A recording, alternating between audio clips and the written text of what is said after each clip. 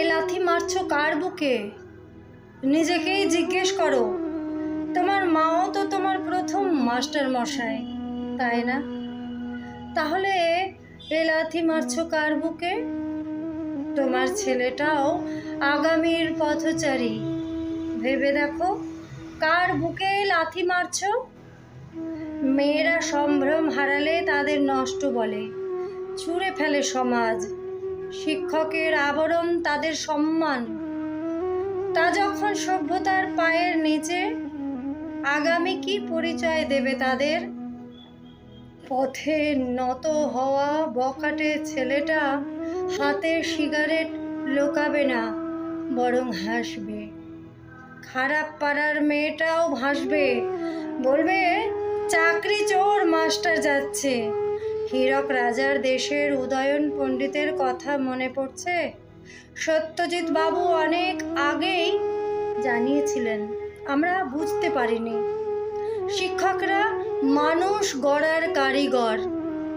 Doctor, engineer, আমলা, জীবনে সে যতই বড় হোক, শিক্ষকের কাছে আজীবন নত। আজ জোকার বানিয়ে দিল ওদের। পথে বেড়াতে পারবে তো ওরা? সবাই সব জানে, সবাই সব বোঝে, তবুও ঘায়ে নুন দিতে ডেকে ডেকে বলবে, শুনলাম তোর নাকি চাকরি চলে গেছে। বাচ্চা মেয়েটা যখন জিজ্ঞেস করবে, বাবা মা আজ স্কুলে যাবে না পড়াতে, ওনারা কি উত্তর দেবে জানি না।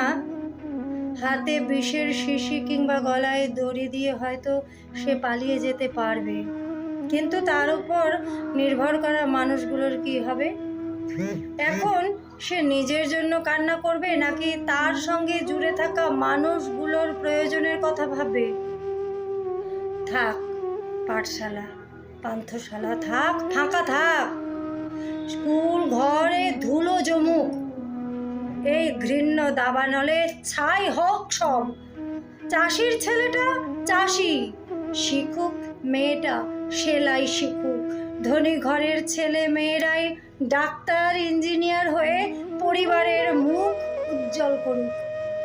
সভ্যতা পিছিয়ে থাক, এভাবে মেধাবী ছেলে বা মেয়েটার মাস্টার হতে হবে না। পেটের জ্বালা মেটাতে বরং রেল গাড়িটা থাক।